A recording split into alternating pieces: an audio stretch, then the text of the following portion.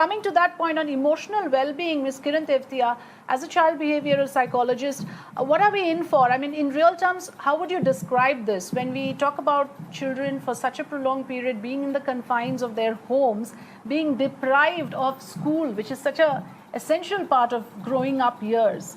What does it translate into, and how is it going to affect their emotional well-being, ma'am? Right. So, Afrida, I see here that the report talks from the poor, the rural and marginalized section of the society. However, I would in general say that even if the children are getting an opportunity in preschool, in primary or in secondary to be part of the ongoing online education, even there a big segment has been affected. And because it's a social emotional learning which happens in a school setup. So we have to understand that a 5-year-old child, right, when the child is writing something in the notebook, okay, and then the child sees her friend also writing in the notebook, they learn from just observing that another person, what is he or she writing, not just what the teacher is saying. And this is what is missing in this.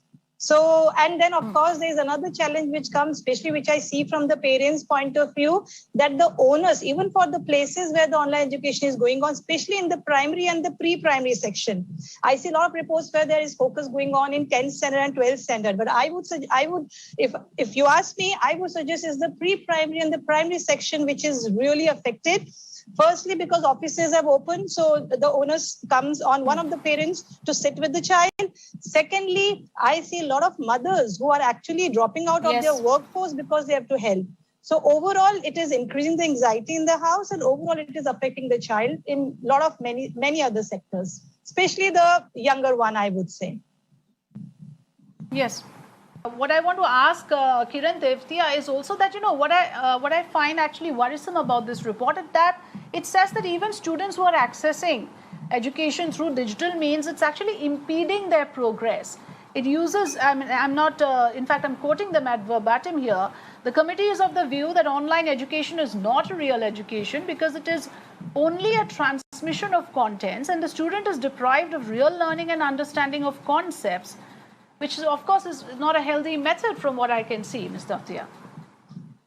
I understand, Afrida. See, I really don't think we should be seeing the situation as a binary kind of thing, right? The lines like online education is no education at all. I see a lot of children who are very excited about online education. They sit through it, they answer the teachers with all kudos to all the efforts that the teachers are making. They are learning. We can't completely say that they are not learning. But at the same time, I do get cases where parents are ghosting on behalf of children, especially in the secondary one. They are writing the papers on behalf of the child. I do get cases where children are using cheating notes. And also, of course, we all have to understand that this medium has helped the children wherever the accessibility was there to continue with the education instead of just creating a complete void. All right. So somewhere the business had to keep going. So that is where it helped them.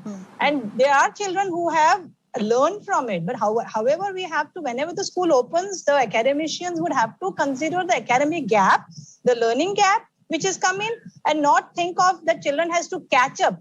They need to integrate this. That's my opinion. Of course, academicians are the best person who can reply to this, but then they should integrate it instead of making the child catch up with it. So that academic gap should be accounted for. But yes, I do not agree with it that it is no education at all. I do see a lot of children who are very excited about this mode, but yes, they do see the pain. Right, and they are trying to compensate by other ways. Like in some societies, it is allowed to go out, socialize with children. They do video call with their friends, so they are making best of whatever is there. But definitely, it has impacted. I have one concern here that just imagine even for the poor and low socioeconomy, or even in the families where the child may have very good internet connectivity, but you have to understand that for young children, how can you leave a child with internet-enabled devices without any supervision?